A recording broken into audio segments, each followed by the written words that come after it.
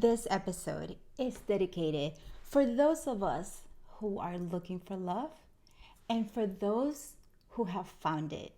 May the information provided on this episode help you get better and reach that goal. But before we get into our awesome content, for those of you who are new here, welcome. My name is Ana Gil, and I am a content creator and influencer for Officially-Unofficial, as well as a pretty awesome headshots photographer. Now, without further ado, let me introduce you to my guest, Khalid Bey. He's the author of Love and the Will, and he is about to tell us how to find and keep love. Khalid, hello and welcome. Hello. I appreciate you having me. Yes, of course. Okay, so Khalid, I read your book like 5 times. And every time I read it, I found something different. And I found myself arguing with you in the book.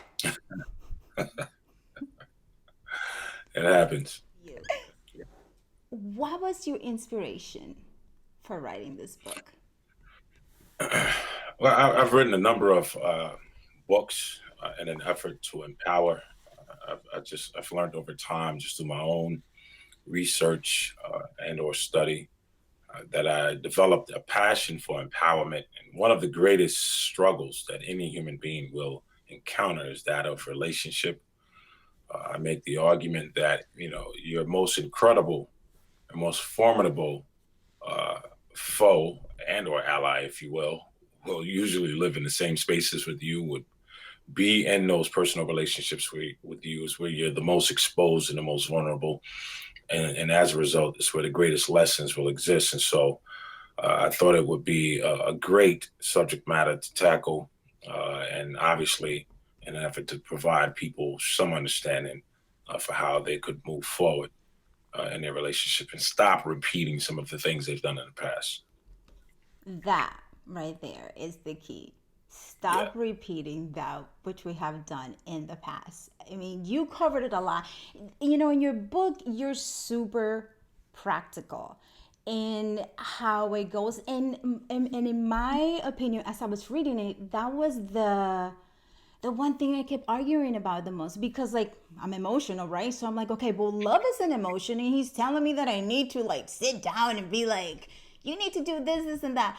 So explain that concept just before we even get into it. Right, right. Well, the very first chapter in the book is called The Misconception.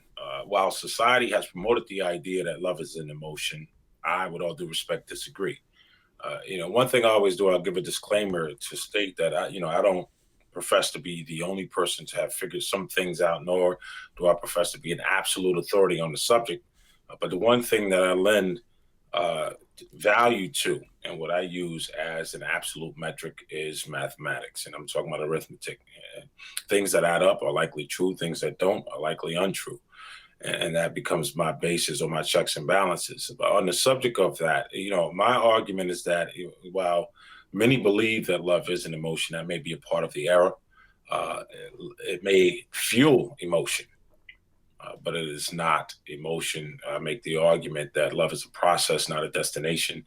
It is the effort of two totally different persons, if you will, joining together, ultimately to create a third thing different from themselves. And this is the part that people uh, don't understand, or what escapes people a lot of times.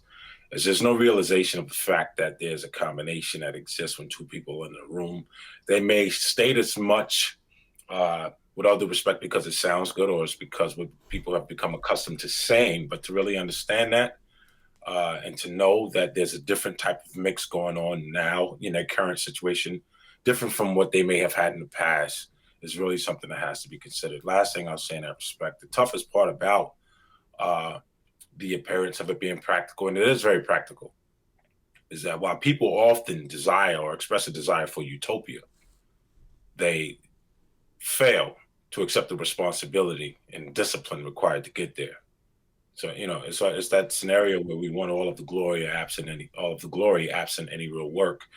and life just doesn't allow for that to happen.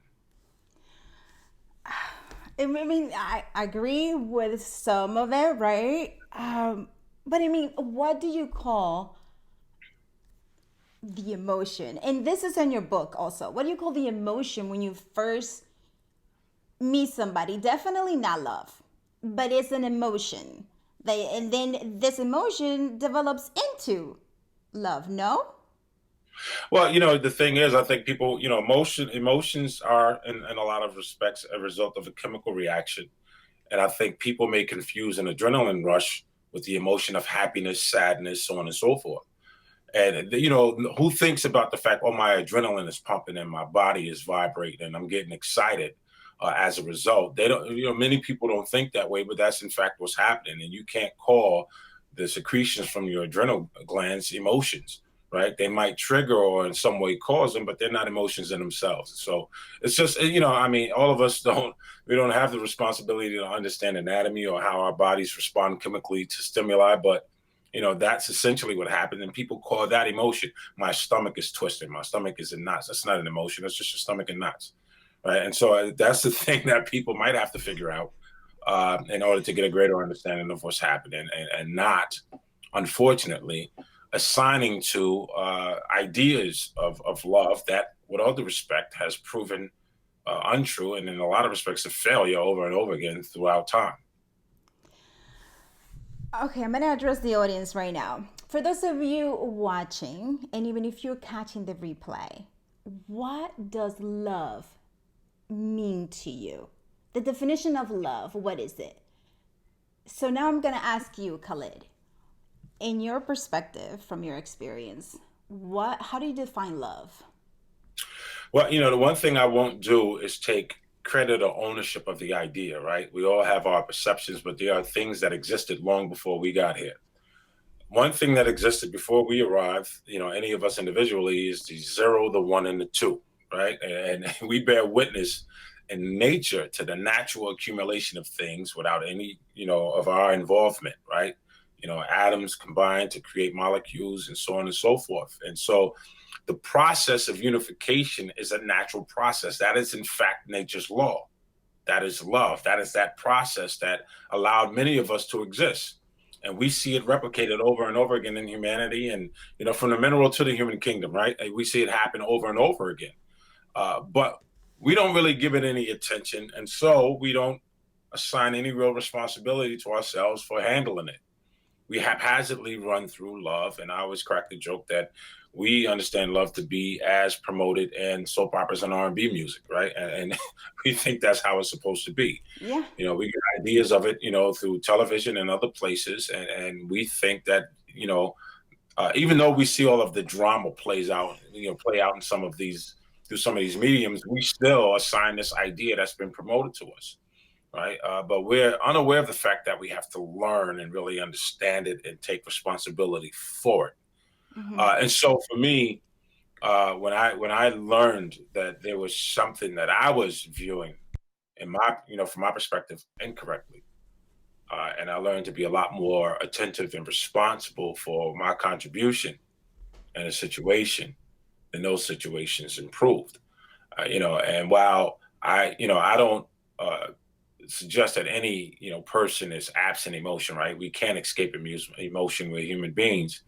We certainly have to manage it, though. I believe many people, even those who are watching, will agree that emotion oftentimes clouds judgment, and is a lot of time the cause of those devastating moments where the relationship falls apart.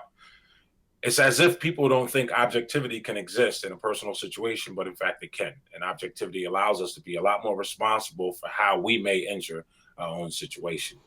And so love, again, just to clarify, is the process whereby one person seeks to join another, and that's obviously reciprocated, and it's a process in that there is, as I stated, no destination. It doesn't stop because you've just found this person and then you fall back into what you used to do. You Mm-hmm. don't really know them yet, right? Right. It doesn't sound sexy, but parents don't know that their sons will grow up to be serial killers. They think they know them, but you don't really know a person. And so you have to be attentive. You have to, hear them out. You have to also hope that they hear you out. And this continual shaping and molding will go on for some time, if not for the entire time that you're there. Right, right. And that leads us to that point that you made in your book about sitting down and going over the things that you like and don't like, the things that you're going to, who you are, I guess. But then at the same time, you make the point that a lot of people, what there was a percentage that you mentioned that a percentage of people are honest and others are not. So chances are that we're going to be sitting down with someone dishonest, whether it is us at that specific moment that we're not being clear as to who we are, or it could be the other person, right? So talk to us about that and the repercussions of not doing it. Well, I'll start with the repercussions. The repercussions is the disappointment, the dissatisfaction, which is associated with assumptions about how you think it should be first, Mm, right? A lot of us have assumptions about what we think we're entitled to in life and what we believe life should provide us, and we get upset when it doesn't happen that way. In regards to the idea of talk, I call it that grade school conversation when you say what you like and you hear what the other person likes. What happens, and many of us, again, those listening, can attest to themselves that when you sit down with that person, because this conversation happens eventually, you right. know, I like this and I don't like that, and I'm sitting there and I'm listening to you, and I hear you list 3 or 4 things that you don't like that I know I do. But for fear of losing the opportunity of getting to know you, I won't admit doing them, right? What Right. I'll do is cover up the fact that I do them. And then later on, as we progress and the relationship becomes furniture, right? It becomes regular. I'll start to exhibit some of those habits, those expressions, and you'll turn around and look at me like, wait, who is this guy? You'll see me performing those things. At which point, when you express as much, because I'm complacent, because I feel I've already won the victory, I'll likely not really give consideration to what you said, right? Mm-hmm. Especially if it's habit, it's not a thing that can be changed overnight. So that lack of integrity when people meet and encounter is very detrimental, and it's probably a major contributor to a lot of disappointment that people experience in relationship. No man or woman who's not truly looking for a relationship in most instances are not really going to say, I'm not looking for a relationship. I'm just looking to date, and then that's it, right? You have some, Right. but most don't do that, allowing the other person a chance to say, I don't want to do that. Mm-hmm. And so, it's a tough situation, but that's a real thing. And while it may seem simple, it may seem very clinical, Mm-hmm. it's really that tough to do, to avoid the pain, the heartache, the disappointment that you're accustomed to encountering. Mm-hmm. Um, And it all goes with a lesson, right? It all goes with a lesson until we learn that lesson that, you know what, we have to be honest to avoid disappointment later. We are right, not gonna come forward because, like you said, we might hear those things and we're like, oh my gosh, I do that. But we're right. not gonna confess it. We're gonna come forward with it because of the fear of not moving forward. That's exactly right. That's exactly right.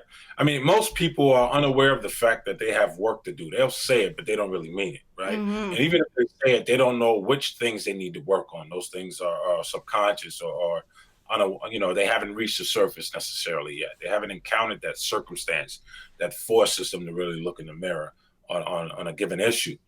And so understanding that we're all works in progress, somehow we assume that we're a better work or at a better position than the person we're talking to, right? And from that very skewed perspective, we judge their performance in the relationship as if we're an expert on it, Right. which is disqualified by the very fact that you're trying to get in a new relationship.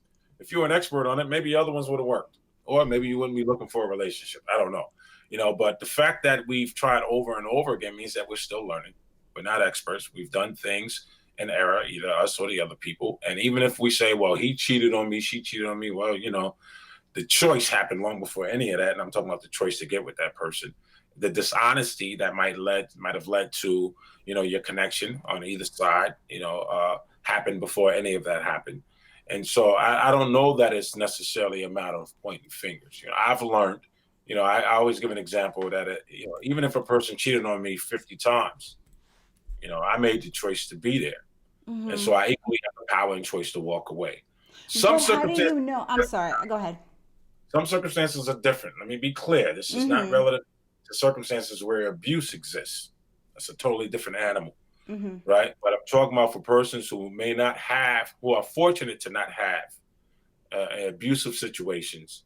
They may have in them the power to walk away whenever they decide or determine that things are not right for them. Mm-hmm. You were going to ask a question? Yeah. How do you know, for example, like you're like, okay, you got into the situation and you knew they were gonna cheat on you. I mean, like, how do you know that that person was going to actually cheat?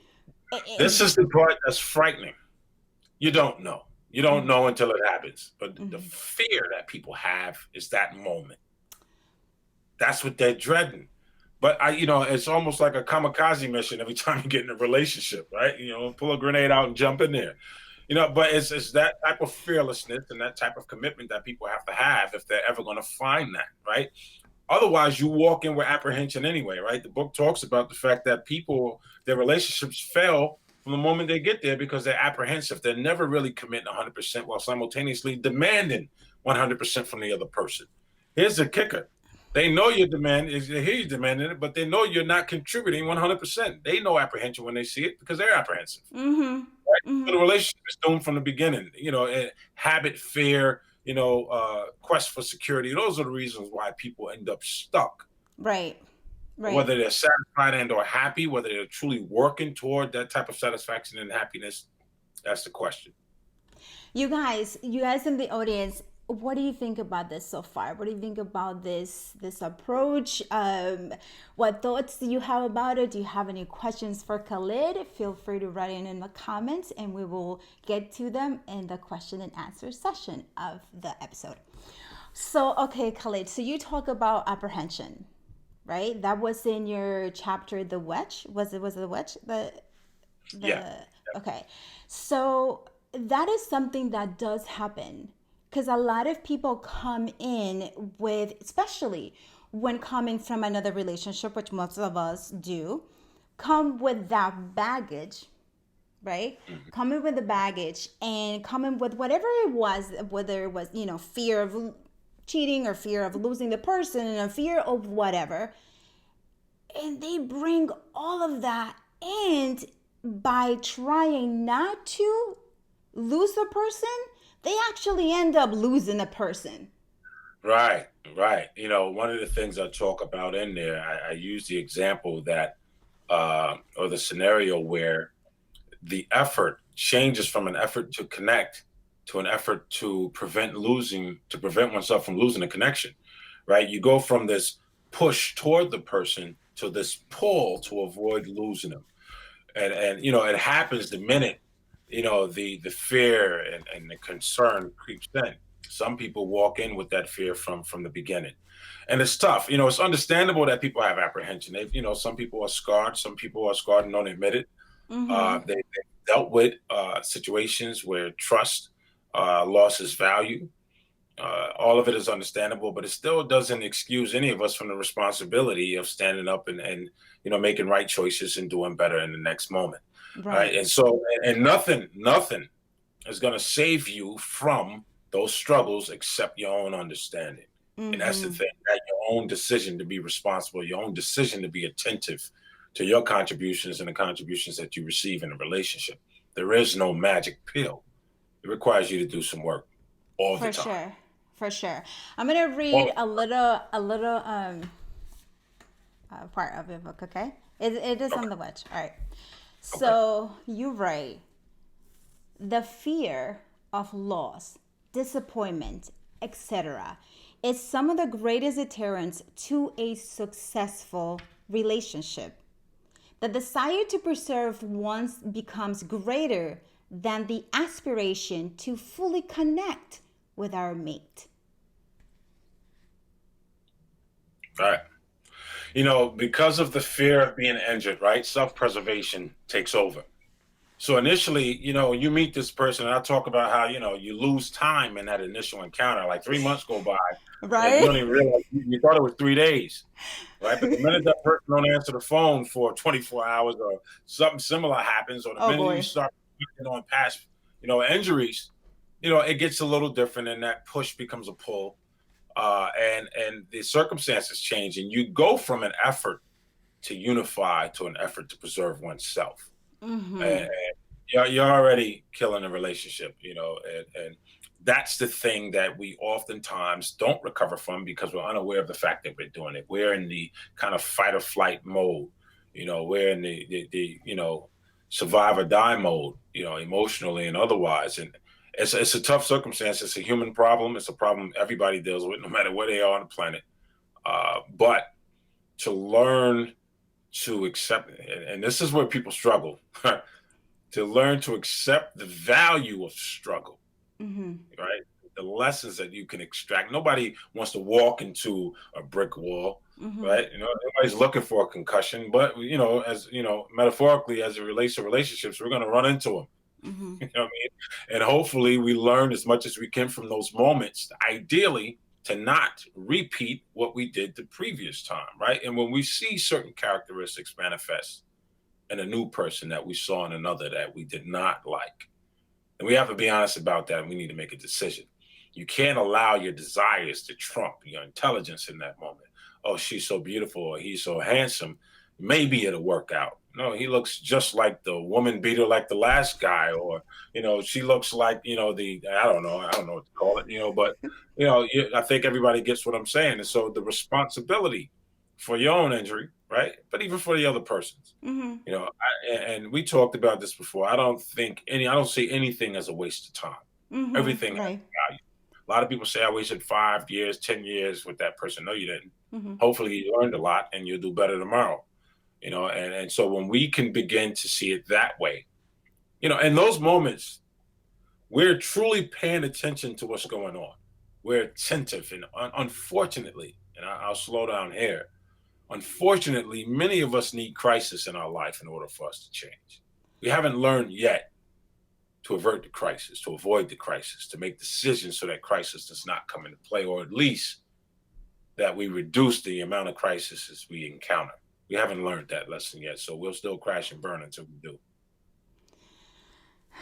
I agree. I agree with you. And unfortunately, that is true. When we do learn those lessons, that's when we will start discerning and discriminating and going like, you know what? He looks really handsome. But no. Right. Right. That's And you're about to right. keep walking with Right. it. But before we move into the next chapter, and again, for those of you who are watching, thank you so much. Feel free to share this episode and this broadcast right now live, so that other people can benefit from the content that we're sharing, and also click like so that you can be notified more and more. So we're gonna go to this one that I was like, Khalid. Okay.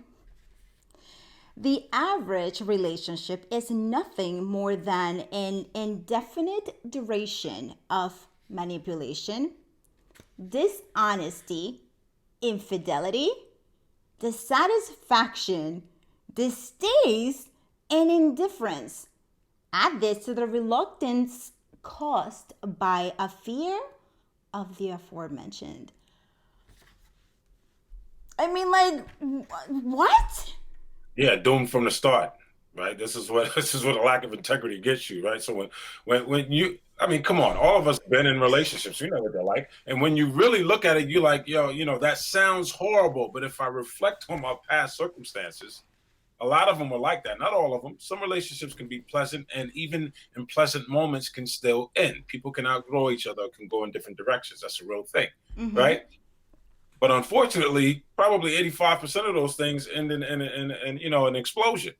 And so when you have, when you make an effort to take true responsibility, and you really reflect on what you've done in the past, and you're not kind of gung ho and impulsive as many of us have probably been, in our respective love lives.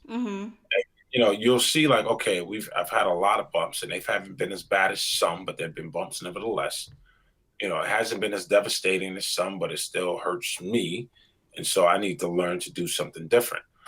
When you talk about the fact that people meet and they talk, and somebody may be omitting things that they do that a person may have mentioned that they dislike, You have Mm-hmm. that, right? Mm-hmm. That is simultaneously deception, dishonesty, so on and so forth. Mm-hmm. When you have persons who, out of fear of losing, begin to find ways to pull and hold you, you have manipulation, you have deception, you have all of those things. When you have the arguments that blow up over Kool-Aid and cleaning up the bathroom that parlay into you don't pay no bills in here, neither do you, and the relationship is over, right? The root of those things is the distrust that they've developed long before that argument. And usually in arguments is when people say, the most hurtful things that they unfortunately can't take back. They were Mm-hmm. dishonest about the fact that they were developing those thoughts all along. They were dishonest about the fact that they seen things almost immediately in some cases Mm-hmm. that they were a little bit skeptical about, and they should have said it from the door. But because of fear of losing the opportunity, they throw themselves on the altar of sacrifice, and then they act as if they don't understand why they're feeling pain. Right, but what about, for example, right? This couple. I mean, like you have a really good example of like a couple, meeting and kind of like a progression of how things go, which is very, very relatable. Yep. Um, and they're like, you know what? I do that, but I'm working on that actually, and Sure. I'm gonna get better. I promise you, I'm gonna get better. And you believe that because, I mean, come on, you wanna believe it. She's cute, he's handsome, right? You wanna believe that. At what point, before we get into all of that, should we kind of stop? Of what kind of things can we say to kind of know if that's true or not? That is not a thing that can be dictated to anybody. Everybody has their own pace. Everybody has their own respective lesson, and they will come to that realization when that moment comes for them, whether it takes them 10 minutes or 10 years. And as I stated before, you would hope that people learn and improve and get better with their choices. The unfortunate thing is, most people, they see all of that. And in defense of the lack of decisiveness, right? Mm-hmm. Many people are convinced innately that that is how a relationship is supposed to be. That those are norms. To argue Mm-hmm. is a norm, right? To hate each other for 10 hours out of the day and not talk for 4 days is a norm. For who? Mm-hmm. Right? Right? And so people have learned to live in mediocrity. Mm-hmm. Let's call it emotional and relationship mediocrity. It's where a lot of people live. And, it bleeds out to their children if they have any. It bleeds out to their friends, their family, their work environment. And, a lot of the frustration, that people experience from day to day, even gun violence in the street, oftentimes is related to some bad relationship that didn't work out, and so, you know, but we're not concerned about that responsibility with the person we're with. We're most certainly are not concerned about people outside of our door. Mm-hmm. If we can talk reckless and be dishonest and the like to a person who's in our face every single day, then everybody else is expendable. Those are dangerous people, to Oh, be for quite sure. frank. Yeah, and but we never give that consideration. We don't Mm-hmm. think about that kind of uh, contribution, if you will, to our own dissatisfaction and the Mm-hmm. dissatisfaction of the many people we'll encounter in a given day. It's rough out here. Yeah. It's rough out here. It is rough out there. And Yeah. that you mentioned, we grew up thinking that relationships are hard. We grew up thinking that we need to make sacrifices for relationships. Yeah. To us, that's I don't, normal. To some of us, it's normal. But yeah. come to find out, not only from your book, for doing other research, it's not true. It is the same Nah. thing with like, it's just not. Give us your, because I know you wrote about this in the book. Give us a little bit of the sacrifice and the oh my Well, I gosh, think relationships are hard kind of I think thoughts. society in a lot of respects. Let's talk about American society. We love our country. Mm-hmm. America suggests that everybody's entitled to their opinion. True, but it doesn't mean anybody has to listen to it. Mm-hmm. But somehow, everybody thinks everybody has to listen to their opinion. Nobody has to listen to me right now. They can be Mm-hmm. like, I forget what he's talking about. It doesn't matter. Right? We share. If people hear it, they hear it. If they don't, they don't. And so in that same respect, people believe that not only are they entitled to their opinion, but they're entitled to your response, your attentiveness, and the like, and none of that is true. Mm-hmm. And so with that said, there's a lot of opinions about what society has dictated ideas of sacrifice, and ways that are, in most instances, noble. It's Mm-hmm. noble to Mm-hmm. sacrifice yourself for the benefit of somebody else. Let's talk about that, because sacrifice, in its essence, is a purposeful surrendering of yourself for some reason. I call it martyrdom, right? And I use an example in a book of, if I forbid, if I see a person getting ready to be struck by a car, and my effort to run out there and save the person is not to be hit instead of them, which would Mm-hmm. qualify as a sacrifice, but instead for both of us to not be hit. Mm-hmm. And if I happened to be hit, that wasn't a sacrifice, that was incidental. I didn't mean to do that. Mm-hmm. Right? So sacrifice suggests a purposeful action, or incidental or incident or accidents, obviously by mistake and unintended. And there's a difference. And so I don't, if I enter a relationship, certainly at this point, in my understanding, my actions are purposeful, my attentiveness is purposeful. I am not a martyr, not by a long shot, nor will I ever be. Certainly not at this point, right? And so I'll speak it for myself. I applaud effort. Effort has a lot of value. You Mm-hmm. can't expect that people will be on the same page in the next 5 minutes. It's impractical. But if you believe that a person has real value for you, then you will communicate and come to an agreement, if you will, about how the two of you move forward, right? And and Mm-hmm. and that is another thing that people don't necessarily do at a large scale. And that in itself shows a lot more responsibility, a lot more commitment. Some people do it, and unfortunately, some people are still dishonest. Mm-hmm. But it's the nature of the process. It's the lessons we have to learn. And one of those greatest lessons is that discernment. That Mm-hmm. discrimination, learning how to determine, who's worthy and who may not be. And Yeah. not from a point of injury or from a point of hate and disdain, but really a really objective decision that could lead to something that we, us and the person we may encounter could likely enjoy. Right. I heard something from a lady that reminded me a lot about what you talk about in the book, in terms of being honest and being honest with ourselves and having discipline as well. So she goes like, "Oh my gosh, this guy, he is so handsome. He's just like, and he's ready. I really like him, but I will not bring him into my life right now because I have a lot of things to take care of first." Mhm, mhm, Right? I mhm. mean, that is so great. She wants to go with this guy, right? But she cannot, and she knows that it might just be hard, and it doesn't have to be that way, right? And that is having discipline and also responsibility of not bringing somebody to your space when you're not even ready. And certainly you respect that, because she may be saving that guy a lot of heartache. Right, She's exactly. admitting to herself, I'm not ready. He seems to be, to some degree, polished and ready, and I'm not as polished and ready as him. So I'm not going to, cause any, that kind of thing you respect, where she's not gaining at his expense. Yes. And you would hope that, while we all haven't been perfect in our efforts throughout our lives, the goal is to get better at it. We've all caused injury or may have been injured. But that's where we learn to do better, ideally.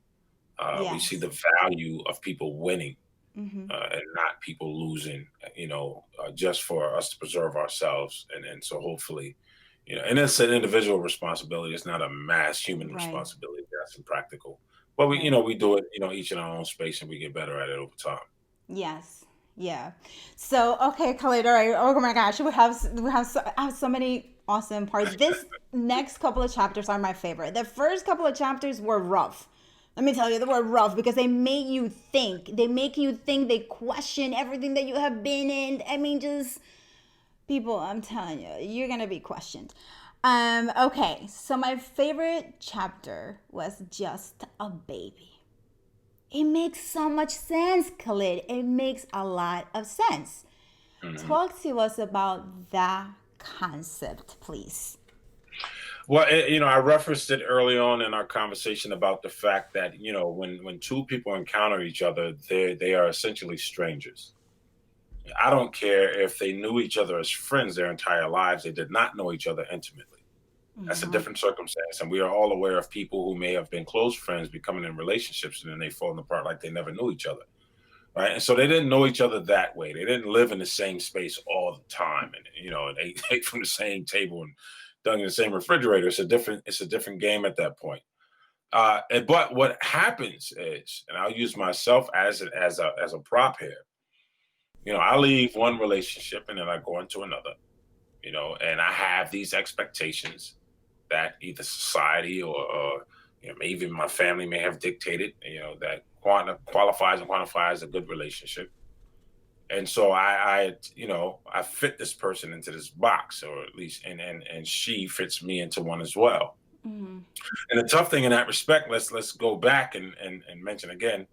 I don't know her; she don't know me. Right. But somehow we're convinced that this cookie cutter idea fits everybody, and it's absolutely impractical and very often devastating. We don't give consideration to the fact that when we combine, even in the slightest, we are in fact creating a third thing. The relationship is the third thing in the house. The relationship is just a baby. You just met. It's new. And so Mm-hmm. you have to figure it out. You have to determine its character, the blend of the two people. And as a result, you have to communicate, decide on a direction, and nurture it into the direction that you prefer. That Right. does not happen. People come in and they treat the new relationship as if it's a grown up. Mm-hmm. That is automatic and it's just going to do. It's like it's a plug-in, right? You just plug and play and it's just going to start working. That's what most people think. And then, you get some people who think that in a week, right? Right. They just Oops. met each other and they're arguing like they've been together for 10 years and they fall apart. Jesus You know, Lord. and Mm. this is just, and it's rampant in society. This is just not in America and English speaking countries. This is everywhere, right? Where Mm-hmm. people are making that kind of error. And in a lot of respects, people are conditioned to do that. But each encounter, each travesty is a smack upside the head to force us to wake up and pay attention. The unfortunate thing is that a lot of people don't. So they'll go into the next relationship and try to force a person into a box and act as if the relationship should work automatically, though neither of them has made any respectable contribution. They Mm-hmm. have no real understanding of their mix in their given space. Mm-hmm. And so failure is inevitable. It's Right. just a matter of And like you mentioned, is societal. There's, I believe, like a timeline where they're like, okay, you're this age, you need to get married, and then you need to have children, and then you need to do this, and then or you're this specific age, so that means that you're supposed to be, already kind of retiring, and you're gonna, like, they have this timelines for us that sometimes it's like, what the hey, and it's just crazy because like that, people get into relationships, and then, as you know, they come in, and because we are adults and because we have been in other relationships, we think we got it, right, right? right. But to your point, we do not, because hey, here we are, the two Well, of us. right. The thing is there's a lot of things that are superficial about our respective lives. Our ideas of what success is, Mm-hmm. our ideas of what successful relationships are and what constitute, what elements help to comprise a successful relationship. You know, as you mentioned, the ages at which we should have qualified ourselves in our careers and in our relationships and that kind of thing. Certainly, especially for our women in the world, that biologically there is a timer on reproduction. And so that and understandably for a lot of women that becomes a struggle and a real cause for concern. Mm-hmm. Uh, and that particular one cannot be denied. But outside of that idea, people drive themselves insane. in an effort to keep up with the Joneses, Mm-hmm. and to, create these appearances, even if they're only attempting to create it for their own view. They'll Mm-hmm. still drive themselves. I don't do what I do for other people. Yeah, you're driving yourself crazy still, though. So it doesn't matter, right? And so, and to move outside of these dictates is not something that people are accustomed to. And you're radical if you do it, or you're off base and something's wrong with you, despite the fact that you are not experiencing the same stress and unhappiness as the other person or Mm-hmm. everybody else in the world. And so, again, this goes back to the need to be attentive, the need to be responsible, the need to reflect, and as a result, hopefully make right decision in the next moment, Right. Right. whatever that may be for you. Exactly. So, Right. okay. You guys, what do you think about this so far? What do you think about Khalid's concept? Any comments, any questions for him? Feel free to write them down and he will answer them for you. So, okay, Khalid, let's keep talking about just the baby. So, we need to nurture it, we need to learn from it, we need to guide it, and that only happens if we're both on the same kind of wavelength. Yeah, absolutely. Like parents agree, or at least should, on the Mm-hmm. direction of the children that they give life to. Right? Whether you're talking about the upbringing, if you're a religious person, what your religious beliefs are, you have to negotiate that if they're not the same. The educational direction, if your upbringing is different, sometimes your belief about education and an approach to education is different, so you have to negotiate that for your child. What their collegiate direction and or experience should be, you negotiate that as well. You even negotiate this grown person's wedding at some point, right? And so if you understand that that has to happen, then how about the baby that exists even before the baby comes, right? The Right. relationship in itself. Why don't you negotiate that direction, and what the shape of that'll look like, and hopefully how nice it'll be to the kid you give birth to, Right. right? And so, if that's your direction. So, and there's just a serious lack of responsibility. And one part of the book I talk about, how, hilarious. I'm saying hilarious now, but I don't really mean hilarious. But let me say it this way: go figure that you attempt to obligate someone to be careful with your heart when you're not. Mm. Right. And but this is what we do. You toss the thing out in the street and you're shocked that it get ran over by a Mack truck. Stop doing it in the street. Stop being reckless with your own heart. Take some time. But if you're gonna go into that situation, understanding that there's a potential for injury, at Mm-hmm. least you're aware.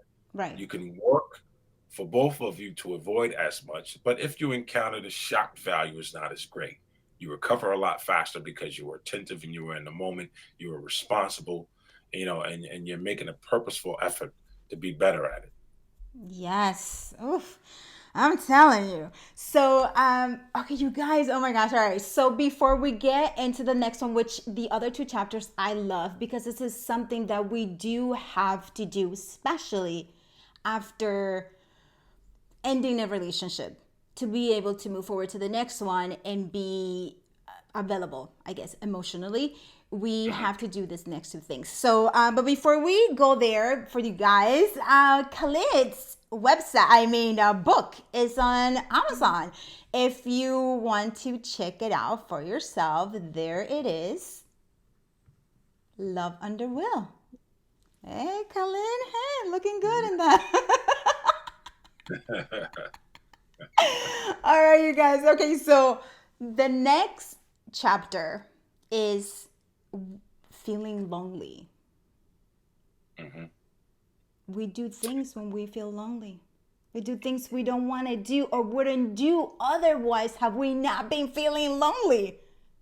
Yeah, and this is where it becomes even more clinical, right? What in fact is loneliness? Mm-hmm. It is a feeling of vulnerability. It is a lack of security, leading to feelings of vulnerability. Wait, wait, And wait. and Khalid, repeat that again, please. What loneliness is? well, when you consider the idea of feeling lonely, let's go to its root and see what it is. In fact, feeling lonely is what we call it. But what is it in fact? That it's often that people feel vulnerable. They feel a severe lack of security. They're uncomfortable, and that is what causes people to reach into spaces that they probably shouldn't, right? Because they want to resecure themselves. They want to feel some sense of security, or at least escape those feelings of vulnerability. And so we do things temporarily or not, or do things that are temporary or not, and oftentimes to our own regret.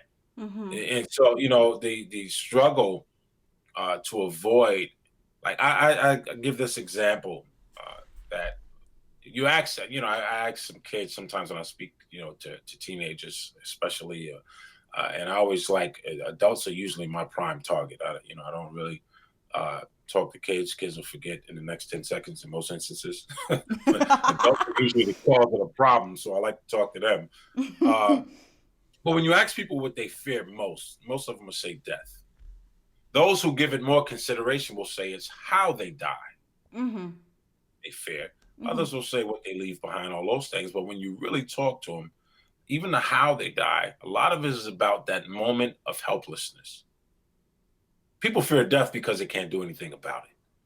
People fear people cheating on them because they can't do anything about it. So they lash out, they get violent, they do other things that are unbecoming of themselves, right? Mm-hmm. People fear those moments of vulnerability, so they rob, they steal, they break laws, other laws, right? And so this thing is not just relative to relationship; it's a human struggle, to and a human effort in a lot of respects to avoid that space where we feel like our will has been yanked from us. Mm.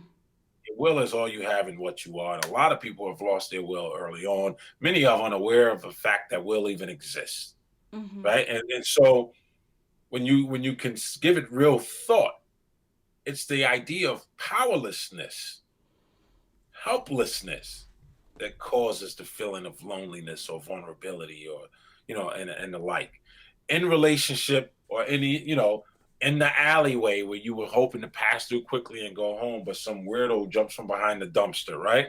That moment of helplessness and vulnerability is what people want to avoid. Mm. If you're the unfortunate victim of some kind of sickness, the Mm-hmm. helplessness there is what they'll think about. I should have did this different to avoid this moment, right? And unfortunately, though, as I stated, we often need crisis in our lives to change. And so the crisis has to run its course for us to say, oh, I should have, could have, would have. Mm-hmm. How about we get hip to the game and start trying to do our best to catch a lot of those long before they happen? Right. And without a doubt, we'll reduce the number of travesties we run into. We'll still have them because there'll be some that we miss. Mm-hmm. But we understand that, though, and we don't look at life as if life is doing something wrong to us. Mm-hmm. Life is there, and this is not a sexy statement I'm about to make, but this is what I think people need to understand it, not be fearful of it, but respect it.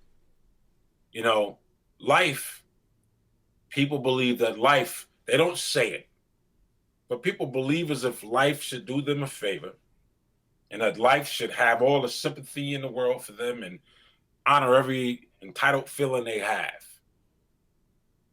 But when a squirrel runs in the street and meets a truck, life still keeps going.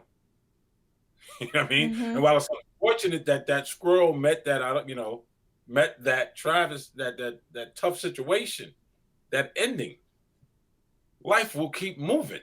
Mm-hmm. Mm-hmm. If we, unfortunately, when we fall victim to illness or our relationships end, when we lose our job, when our reputation gets challenged, life keeps moving. Mm-hmm. Until we learn to keep moving with it, we're going to keep suffering and keep suffering. Let me add this. Most people, I use this example of the highway and then the scenery along the highway.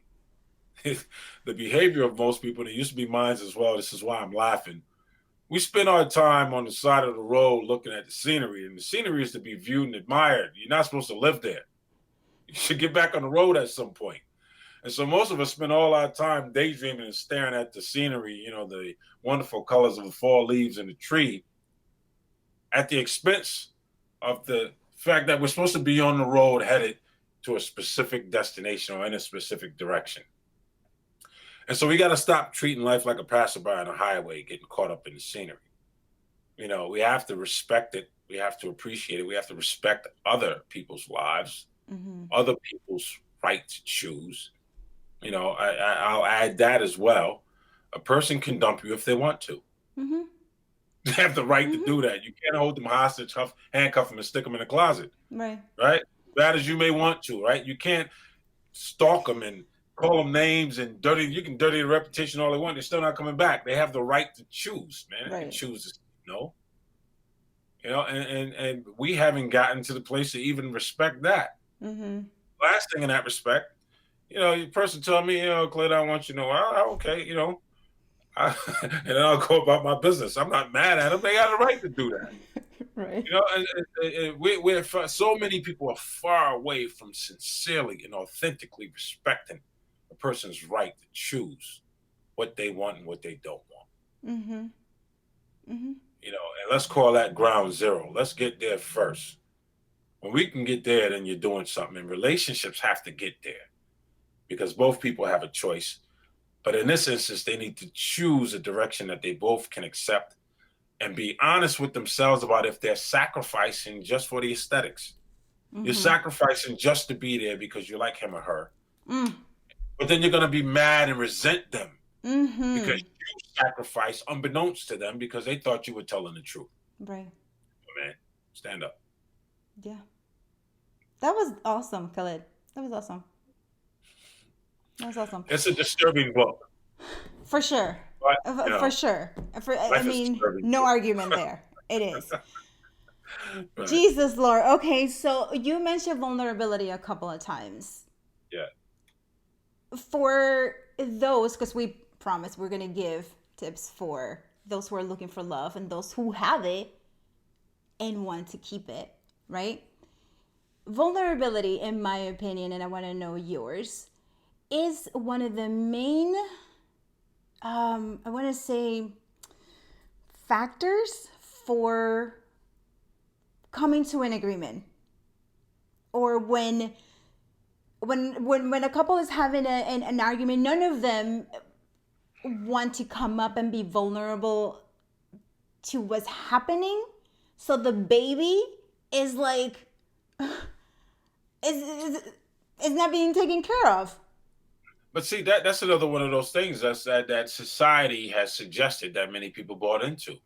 Here's the truth. People don't like to feel vulnerable. And for those who say be vulnerable, they say it because they can't escape it. Mm-hmm. They have, if I'm vulnerable, I need you to be so I'm not at risk. That's about security. That's not about meeting in a common ground, right? And so, like, I can, is it a matter of me being vulnerable, or is it a matter of me being attentive and respectful of your interests, our agreed interests, your well-being, so on and so forth? That's not vulnerability. That's a decision. This is the thing people don't like. You're going to have to make a choice to be consistent in your relationship if you want it to be there. And in those moments where you go on vacation, you're going to run into bumps. And you got to snap back. And those moments will happen. They're going to happen. Right? But if y'all agree in that moment to work through it, if the other person sees that it was just a moment in time and they know, this is where I talk about effort having real value. If a person that I'm with or that I was with in the past had that kind of moment, the effort that they're making is greater than that moment for me. Right. And so, as long as that effort is there, you may talk about it or you may give each other a nod because there's no conversation required. We talked about this before. Mm-hmm. We know what it is. All right, my bad. I won't do that again. And then you keep moving. And so, when you're talking about, there is an idea that, you need to be vulnerable in order to really contribute. Nah, I'm not, you keep doing that. I don't buy into that, but nobody has to listen to me, right? Everybody has a choice. I really mean that. Like, I respect the person's choice. Nobody has to listen to me. Okay, Khalid. So what you're saying is, there's no, if I understood you correctly right now, there's no vulnerability. It's just let's make a decision. People are going to have vulnerability, but the obligation to be vulnerable when nobody really likes it, vulnerability suggests that you've surrendered your will. Now, many people are going to be like, no, that's not what it means. Okay, then think about it. What does it mean? except to surrender, right? And surrendering, okay, it could be fine. Why do I have to surrender to be with you, right? Why can't I make Well, the conscious Khalid, choice? okay. No, Hear this out. Hear me out. Hear me out. Hear me out.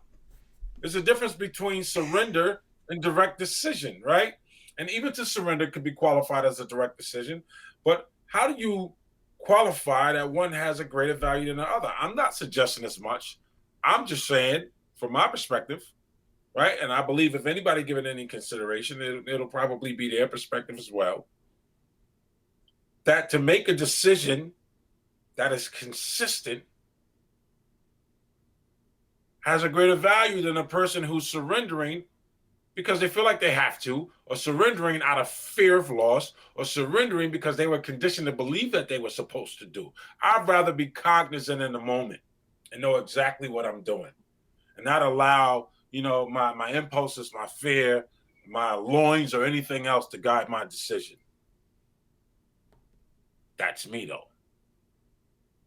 And me being cognizant in that moment helps me to deal with any errors that may apply or may come up from my side.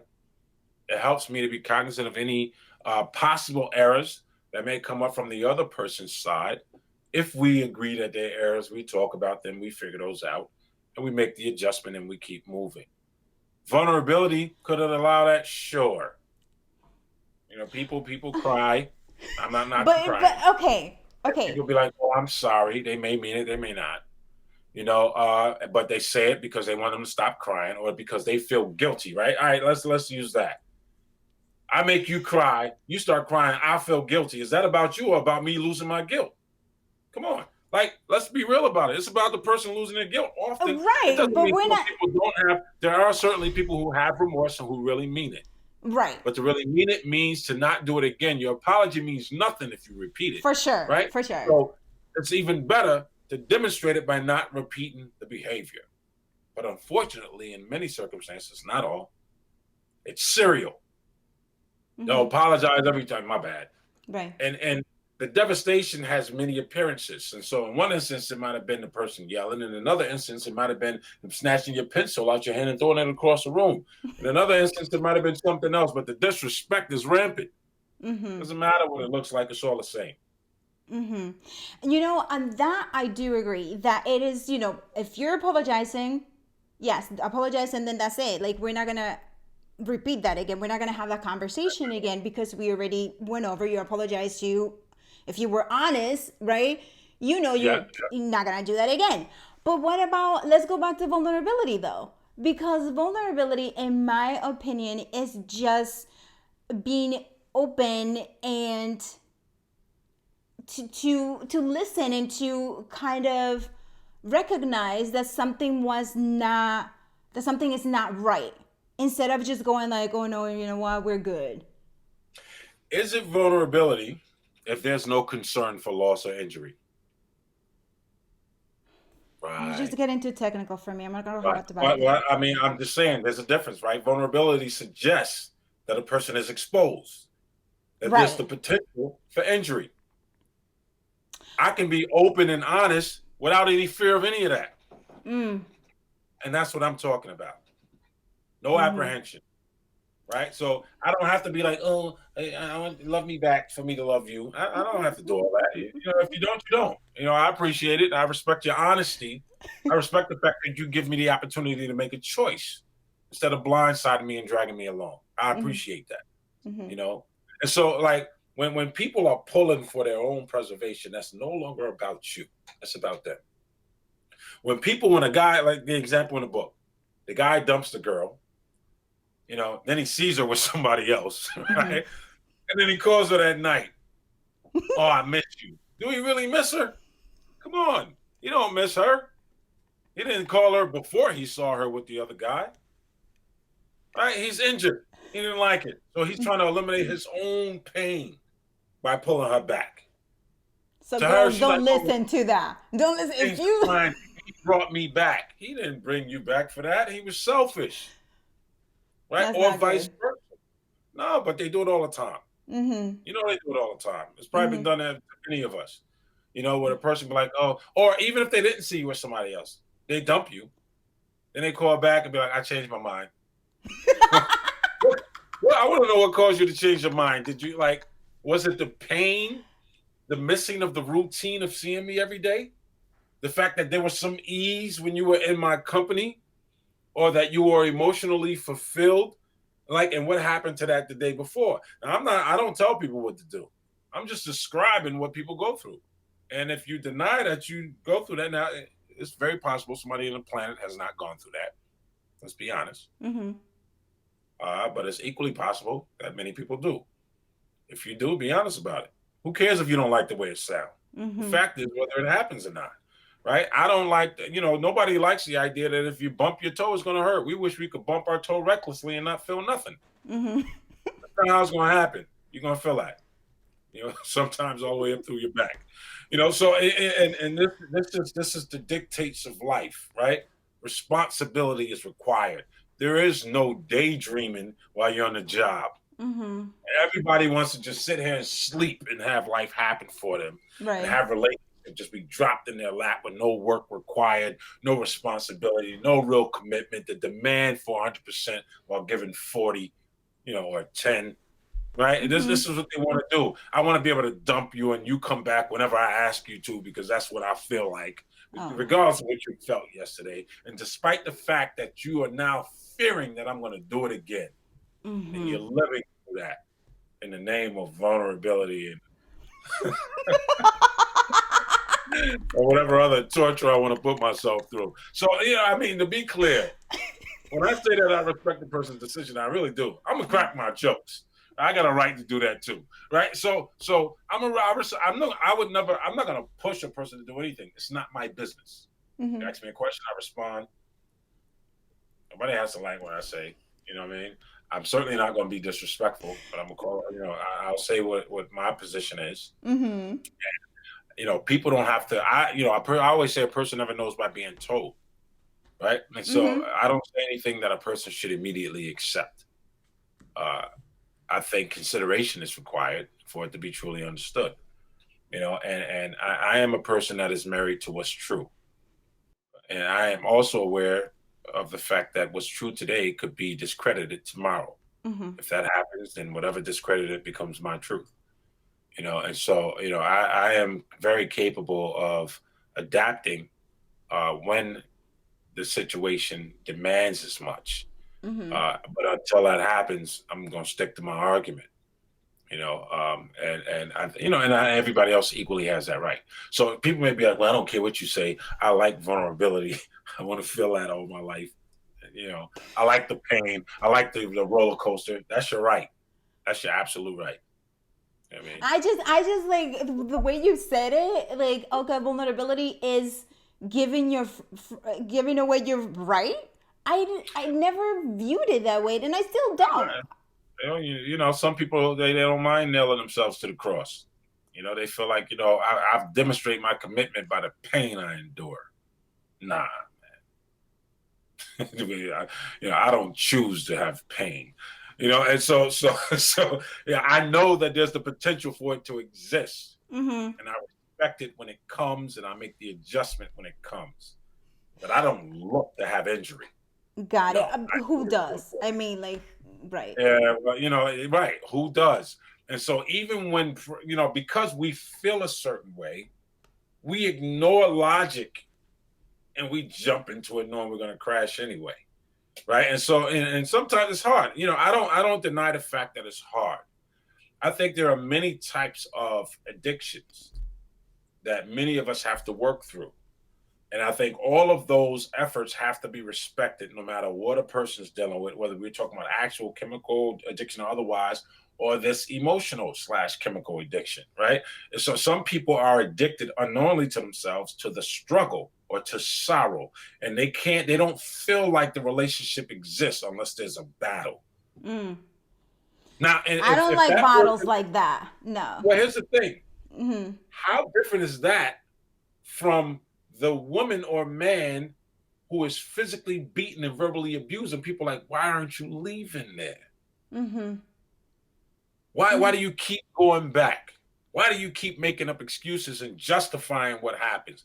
What's the difference? The only difference is, in one instance, is a person doing it to you, and the other one, you're doing it to yourself. Right. I mean, It's the only like difference. to that, when you are in those types of relationships, especially because it's emotional, either emotional manipulation or, when it's physical, it's actually both in most cases. Yeah. It's not as easy to leave. You have to have a lot of courage to deal with all of Well, that. will is required, and it's hard to Right. have will when it's been taken from you, Mm-hmm. right? Right. And so I alluded to that early on, but that's that vulnerability that people like to be in, though. Mm-hmm. Right? Yeah, I'm no, gonna whatever, I prefer whatever. not. I'm gonna. Okay, what do you guys think? Help me out here. Help me out I here prefer not. because he's like, I can be just as committed and respectful without hanging myself on the cross. I'm gonna look up the definition of vulnerability, like in all language, in English and Spanish, to make sure I'm understanding that. But anyway, Kelly, we're almost out of time. Oh my gosh, you guys, thank you so much for being here. If you have any questions, feel free to write them down. If you have, make sure you're liking this video and also liking Officially Unofficial so you can be notified when we come up with this great content. Now, we decided, we're like, yes, you know what?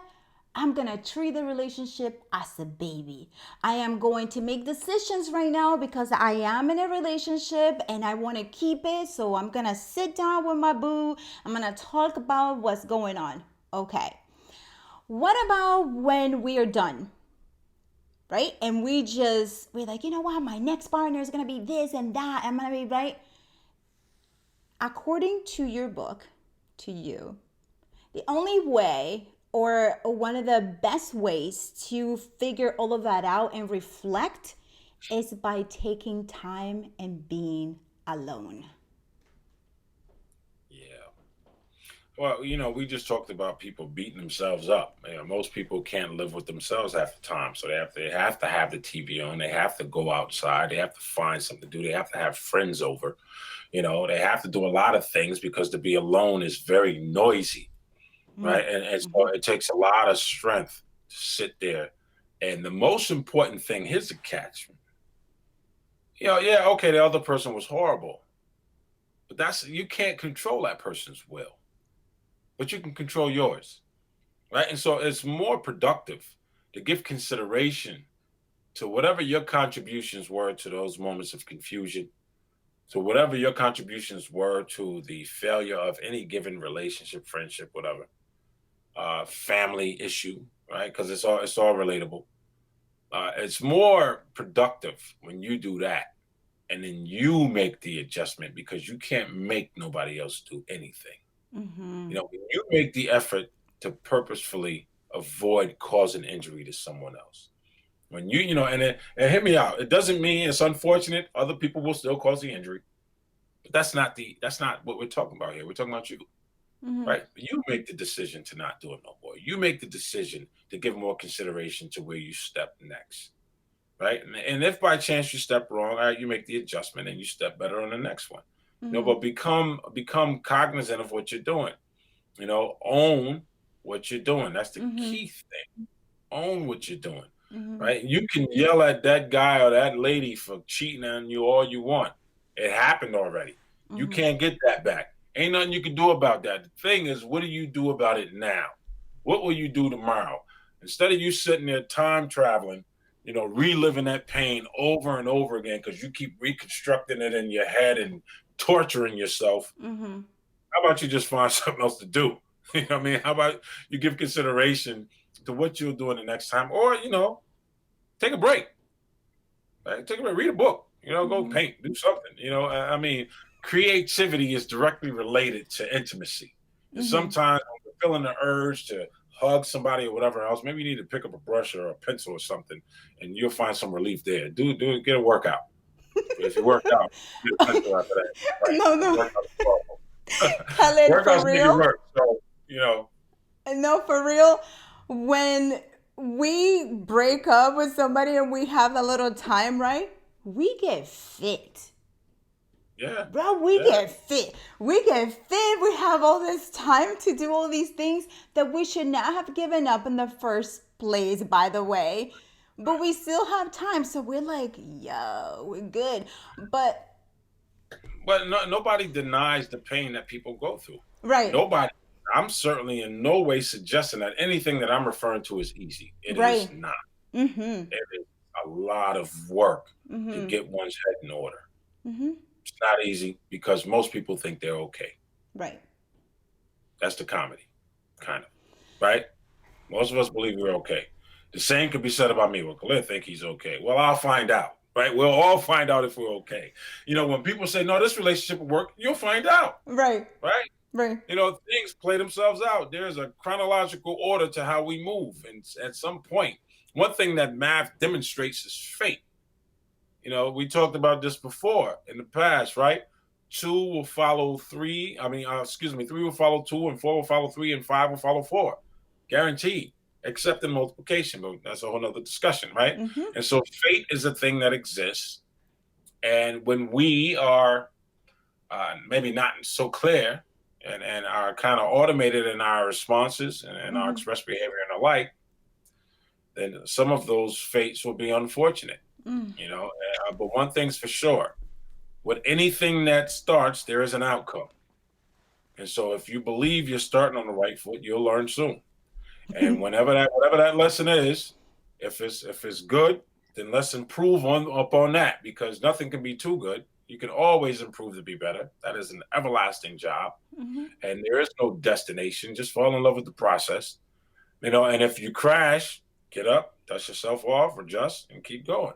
Because Mm-hmm. life is going to keep going, just like it did when that squirrel met that unfortunate circumstance that I talked Right. about earlier. Right. Right.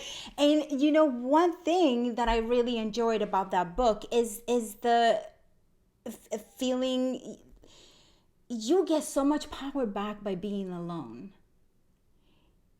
You get perspective. You're Yes. absolutely And right.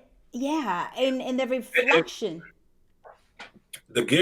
some of the greatest struggles we have are associated with how we assign value, right? And so if a person identifies or qualifies their value by a relationship, by a job, by the people with whom they associate, by the fashion they wear, or the car they drive, and anytime any of that stuff, the money they make, anytime any of that stuff falls apart, they're gonna have a hard time. Mm.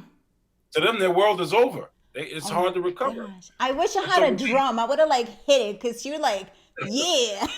well, what you have to do in that moment, those are those moments where you have to truly reassess your value, like, Mm-hmm. and where you assign that value. But the greatest value lies inside your head. Mm-hmm. That is where that value should be assigned, that you are consistent and that you are the same no matter what external circumstances exist. Losing money don't change your value. Losing a relationship doesn't change your value. Losing a job, even a scar to your reputation, is temporary, right? And so you always have to get up and keep going. You always got to, it's one thing to believe in your value. I call belief a pathway to knowing. Know your value. Continue to work until you know it better. We all know our value to some degree, but you don't know it totally. Keep working until you unfold more and more and keep getting better. That's it. People can't really stop you. You can Yeah. stop you. That's the bottom line. Yeah. That's awesome. That's definitely awesome. And that's such a great feeling. Like you know your value and nothing can tap into it. And in all fairness, and it's not even a matter of the idea of things stopping you, right? When you have Mm-hmm. a game plan, you run Right. without concern for the idea of stopping. You're naturally inclined to adjust, because you have an end goal, Mm-hmm. even if that end goal is for you to smile and be satisfied in every moment. That's a choice, Mm-hmm. to smile and be satisfied. It's not some involuntary circumstance that come into play. And if it is, geez, you're in trouble, right? It's a choice to smile. It's a choice to be satisfied. Satisfaction is determined by what you assign value to. And if you don't like it, reassign the value. Bam. That's Yeah. awesome. You're full of knowledge. That book is awesome. It's You're a full small of book, knowledge. too. You can read it quick. Well, you guys, we're almost out of time. If you have any questions for Khalid, this is your time. You can actually reach him. He's in social media, so you can reach him right there, right? There you go. Yep. I am Khalid Bey on Twitter. That's at Khalid Bey. On Facebook, it's at Khalid Bey 315. Instagram at Khalid Bey. Yes. Yes, and Yeah. me, of course, you guys. If you have any questions for topics or any questions for the show, you can send me an email at officially-unofficialtv@gmail.com. And you can also click like and follow on this same episode so you can be notified when we go live with this great content, and we have way more awesome content coming up for you. So you guys, Khalid, do you have any last suggestions for us? Yeah. I am not shameful to give this plug. Go buy all my books. That's all I can on Amazon, BarnesandNoble.com, any other .com you can think of that sell books. They're likely there. Do not fall for the trap. I've got one there on government. It's the only one in print, and whoever owns that is trying to sell it for $919. That is ridiculous.